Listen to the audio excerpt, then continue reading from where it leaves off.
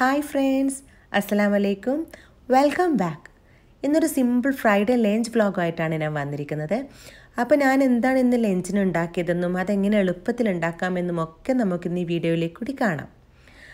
അപ്പോൾ ഞാനിന്ന് ഹൈദരാബാദി ചിക്കൻ ദം ബിരിയാണിയും അതിൻ്റെ കൂടെ ഫ്രഷ് കുക്കുംബർ റൈത്തയും പിന്നെ നല്ല റിഫ്രഷിങ് മീറ്റ് ലൈമുമാണ് ഉണ്ടാക്കിയത്.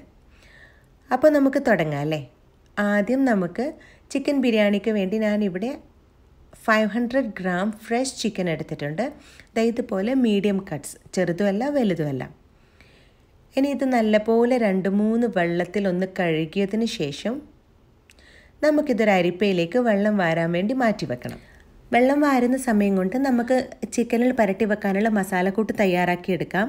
അതിനുവേണ്ടി ഞാനിവിടെ 1.5 വലിയ ഉള്ളിയാണ് എടുത്തിരിക്കുന്നത്. നിങ്ങളടുത്ത് മീഡിയം സൈസ് ഉള്ളിയാണ് ഉള്ളതെങ്കിൽ 2 എടുക്കാം. പിന്നെ ഒരു 10 പച്ചമുളക്, അതും നിങ്ങളടുത്തുള്ള പച്ചമുളകിൻ്റെ എരിവിനനുസരിച്ച് കൂട്ടുകയും കുറയ്ക്കുകയും ചെയ്യണം. ഒരു കൂട് വെളുത്തുള്ളി, ഒരു 1.5 ഇഞ്ച് കഷ്ണം ഇഞ്ചി, ½ കപ്പ് ഓഫ് മിൻറ്റ് ലീവ്സും ½ കപ്പ് കൊറിയാൻഡർ ലീവ്സും, പിന്നെ 1 കപ്പ് തൈര്, ഒരു ചെറുനാരങ്ങയുടെ പകുതിയുടെ നീര്. ഇവിടുത്തെ തൈരിന് തീരെ പുളിപ്പില്ലാത്തതുകൊണ്ടാണ് ഞാൻ പകുതി എടുക്കുന്നത്. നിങ്ങളടുത്ത് നാട്ടിലുള്ള തൈര് നല്ല പുളിപ്പുള്ള തൈരാണ്. അപ്പോൾ ആ തൈരാണെങ്കിൽ 1 ടീസ്പൂണോ 2 ടീസ്പൂണോ ചെറുനാരങ്ങ നീര് മതിയാവും. പിന്നെ മുളക് പൊടി, മഞ്ഞൾപ്പൊടി, മല്ലിപ്പൊടി, ഓയിൽ, ഗരം മസാലയും വേണം. വീഡിയോയിൽ മിസ്സായിപ്പോയതാണ്. ഇനി ഒരു പാൻ അടുപ്പിൽ വെച്ച് ചൂടായി കഴിഞ്ഞാൽ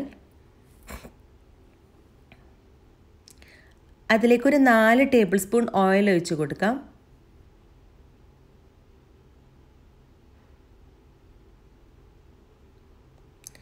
എന്നിട്ട് നമുക്ക് അരിഞ്ഞു വെച്ച ഉള്ളി ചേർത്ത് ഒന്ന് ഫ്രൈ ചെയ്തെടുക്കണം. നല്ല ബ്രൗൺ കളറാവുന്നത് വരെ നമുക്കത് ഫ്രൈ ചെയ്യണം. എല്ലാ ഉള്ളി ഒരുമിച്ചിട്ടുണ്ട്. 3 ബാച്ചസ് ആയിട്ടാണ് ഞാനിത് വറുത്തെടുത്തിരിക്കുന്നത്. കാരണം ആകെ 4 ടേബിൾ സ്പൂൺ ഓയിലല്ലേ ആഡ് ചെയ്തിട്ടുള്ളൂ. ഈ ഓയിൽ തന്നെയാണ് നമ്മൾ മസാലയ്ക്ക് വേണ്ടി യൂസ് ചെയ്യുന്നത്. അതുകൊണ്ട് കുറേ ഓയിൽ വറുത്തെടുക്കണ്ട. ബ്ലെൻഡറിലേക്ക് ഇഞ്ചിയും വെളുത്തുള്ളിയും പച്ചമുളകും പുതിനയിലയും മല്ലിയിലയും ചേർത്ത് നന്നായി അരച്ചെടുക്കണം. ഇനി കഴുകി വെച്ച ചിക്കനിലേക്ക് നമുക്ക് ഈ അരപ്പ് ചേർത്ത് മാരിനേറ്റ് ചെയ്യാം. അരപ്പും തൈര്, 1 കപ്പ് തൈര്, പിന്നെ 1 മുറി ചെറുനാരങ്ങയുടെ നീര്,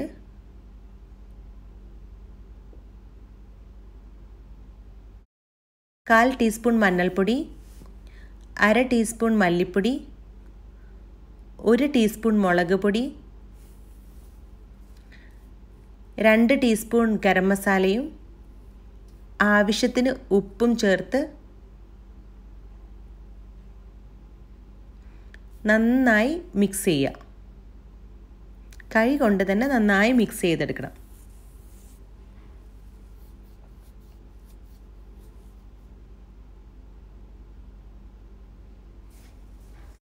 ഇനി ഇതിലേക്ക് നേരത്തെ വറുത്ത് വെച്ച ഉള്ളിയും നല്ല ബ്രൗൺ കളറാവണം ഉള്ളി. ഞാനിതിൽ നിന്നൊരല്പം ഗാർണിഷിങ്ങിന് വേണ്ടി മാറ്റി വെച്ചിട്ടുണ്ട്. വറുക്കാൻ ഉപയോഗിച്ച ഓയിലിൻ്റെ പകുതിയും ആഡ് ചെയ്ത് നല്ല പോലെ ഒന്ന് മിക്സ് ചെയ്ത് വെക്കാം. ഒരു മിനിമം 3 മണിക്കൂറെങ്കിലും ഇങ്ങനെ മിക്സ് ചെയ്തിട്ട് ചിക്കനിൽ വെക്കണം. എങ്കിലേ അതിൻ്റെ ചിക്കന് ഫ്ലേവറും ടേസ്റ്റൊക്കെ വരും. കഴിയുന്നതും ഓവർനൈറ്റ് മാരിനേറ്റ് ചെയ്ത് വെക്കുന്നതാണ് നല്ലത്. ഞാനിപ്പം ഒരു 8 മണിക്കേക്ക് ഇത് മാരിനേറ്റ് ചെയ്ത് വെച്ചിട്ടുണ്ട്. ചായ കുടിച്ച പാടെ മാരിനേറ്റ് ചെയ്ത് വെച്ചു. ഇനി നമുക്ക് റൈസിന് വേണ്ടിയിട്ടുള്ള അരി കഴുകിയെടുക്കാം. ഇവിടെ ഞാനിപ്പോൾ 2 കപ്പ് ബസ്മതി റൈസാണ് എടുത്തിരിക്കുന്നത്. 1:1 റേഷ്യോയിലാണ്. അതായത് 1/2 കിലോ ചിക്കന് 1/2 കിലോ റൈസ്. അത് നല്ല പോലെ 2-3 വെള്ളത്തിൽ ഒന്ന് കഴുകി നമുക്കൊരു നല്ല വെള്ളത്തിൽ 30 മുതൽ 45 മിനിറ്റ് വരെ ഒന്ന് കുതിർത്ത് വെച്ചതിന് ശേഷം അതൊരു അരിപ്പയിലേക്ക് വെള്ളം വാരാൻ വേണ്ടി മാറ്റി വെക്കണം. ഇനി നമുക്ക് റൈത്ത തയ്യാറാക്കിയെടുക്കാം. അതിനുവേണ്ടി 1 കപ്പ് യോഗട്ടും ഒരു ½ കുക്കുംബറും മാത്രമേ വേണ്ടൂ. കുക്കുംബർ ഒന്ന് പീൽ ചെയ്ത് ഗ്രേറ്ററിലേക്ക് കൂടി ഗ്രേറ്റ് ചെയ്തെടുക്കാം. നമുക്കൊരല്പം ജീരകപ്പൊടി വേണം. അതിന് വേണ്ടി ഒരു 1/4 ടീസ്പൂൺ ജീരകം ഒന്ന് ഡ്രൈ റോസ്റ്റ് ചെയ്ത് പൊടിച്ചെടുക്കാം. ഇതുപോലെ.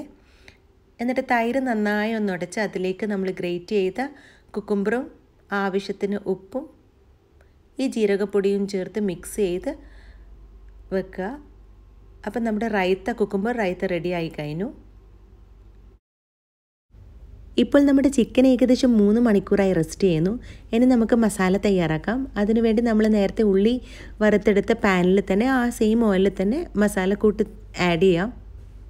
എന്നിട്ട് ഒന്ന് ഇളക്കി കൊടുത്തതിന് ശേഷം മിക്സ് ചെയ്തതിന് ശേഷം ചൂടായി കഴിഞ്ഞാൽ ഒന്ന് തിള വന്നു കഴിഞ്ഞാൽ നമുക്കത് മൂടി വെച്ച് ചിക്കൻ വേവുന്നത് വരെ ചെറിയ തീയിലൊന്ന് വെക്കണം. മസാല തയ്യാറാവുന്ന നേരം കൊണ്ട് നമുക്ക് റൈസ് തയ്യാറാക്കിയെടുക്കാം. അതിനുവേണ്ടി 3 കപ്പ് വെള്ളം നമുക്കൊന്ന് കെറ്റിലിൽ വെച്ച് ചൂടാക്കാം. 1 കപ്പ് അരിക്ക് 1.5 കപ്പ് വെള്ളം എന്ന കണക്കിലാണ് വെള്ളം എടുക്കേണ്ടത്. ഞാനിവിടെ 2 കപ്പ് അരിക്ക് 3 കപ്പ് വെള്ളമാണ് എടുത്തിരിക്കുന്നത്. ഇനി ഒരു അടി കട്ടിയുള്ള പാത്രം എടുത്ത് അതിലേക്ക് 1/4 ടേബിൾ സ്പൂണിനും കുറച്ച് ഗീയും 1/2 ടേബിൾ സ്പൂൺ ഓയിലും ആഡ് ചെയ്യുക. അതിലേക്കൊരു ബേ ലീഫ്, 2 ഏലക്കായ്, 2-3 കഷ്ണം പട്ട, 6 കുരുമുളക്, 1/4 ടീസ്പൂൺ ഷാജീരകവും ചേർക്കണം. ഷാജീരകം ഇല്ലെങ്കിൽ നോർമൽ ചെറിയ ജീരകം ചേർത്താൽ മതി. ഇനി ഇതിലേക്ക് നമ്മൾ തിളപ്പിച്ച വെള്ളം ചേർക്കുക. ആവശ്യത്തിന് ഉപ്പ് ചേർക്കുക. ഉപ്പ് വെള്ളത്തിൽ ഒരല്പം മുന്തി കിടക്കണമെങ്കിൽ മാത്രമേ ചോറ് വെന്താൽ അതിന് പാകത്തിന് ഉപ്പുണ്ടാകൂ. ഇനി നമുക്കിതിലേക്ക് നമ്മൾ നേരത്തെ ഊറ്റി വെച്ച അരി ചേർത്ത് കൊടുക്കാം. ഒന്ന് മയത്തിലിളക്കി മിക്സ് ചെയ്ത് ഒരു തിള വന്നാൽ അതിലേക്ക് നമുക്ക് 1 ടേബിൾ സ്പൂൺ ചെറുനാരങ്ങ നീരും 1/4 ടീസ്പൂൺ റോസ് വാട്ടറും ആഡ് ചെയ്യുക. ചെറുനാരങ്ങ നീര് നിർബന്ധമായിട്ടും ആഡ് ചെയ്യണം. എന്നിട്ടിത് മൂടി വെച്ച് സിമ്മറിൽ വെള്ളം വറ്റുന്നത് വരെ വെക്കണം. ഇടയ്ക്കൊന്ന് മസാല ഇളക്കി കൊടുക്കുക. ഇപ്പം നമ്മുടെ ചോറിൻ്റെ വെള്ളമൊക്കെ വറ്റിയിട്ടുണ്ട്. ഇനി അതൊന്ന് മയത്തിൽ മറച്ചിട്ട് കൊടുക്കുക.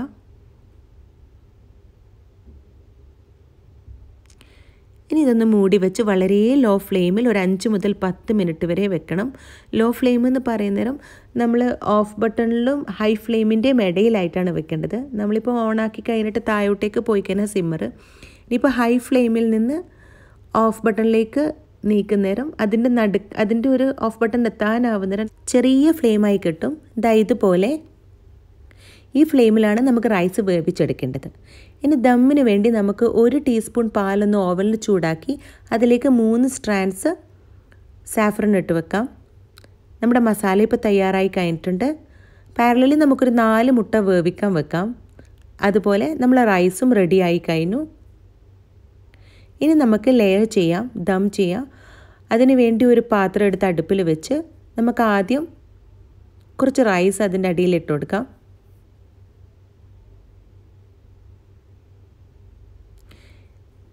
എന്നിട്ട് നമ്മൾ തയ്യാറാക്കി വെച്ച മസാലയുടെ പകുതി നമുക്കടിയിൽ ആഡ് ചെയ്യണം.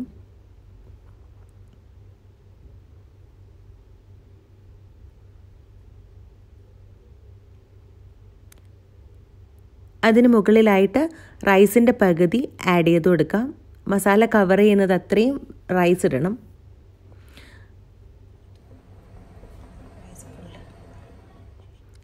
ഇനി ഇതിന് മുകളിലായി ബാക്കിയുള്ള മസാലയും ആഡ് ചെയ്ത്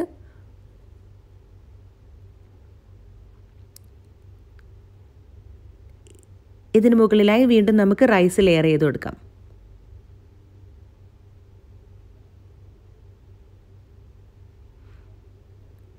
ഹൈദരാബാദ് ബിരിയാണി എപ്പോഴും ലെയർ ദമ്മാണ്.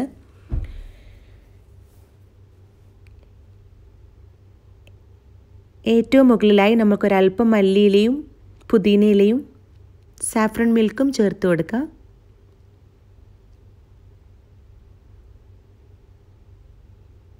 ഒരു കത്തി എടുത്ത് കുത്തി നമുക്ക് 4 ഹോൾസ് ആക്കി കൊടുക്കുക അതിലേക്ക്. അതിൽ ദമ്മൊന്ന് മുകളിലോട്ടേക്ക് വരാൻ വേണ്ടിയിട്ടാണ്.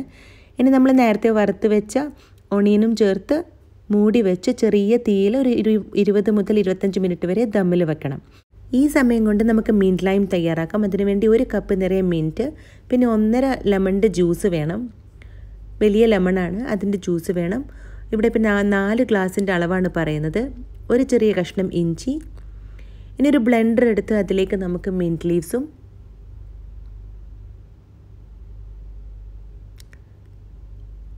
ലൈം ജ്യൂസും 3 ഗ്ലാസ് നല്ല തണുത്ത വെള്ളവും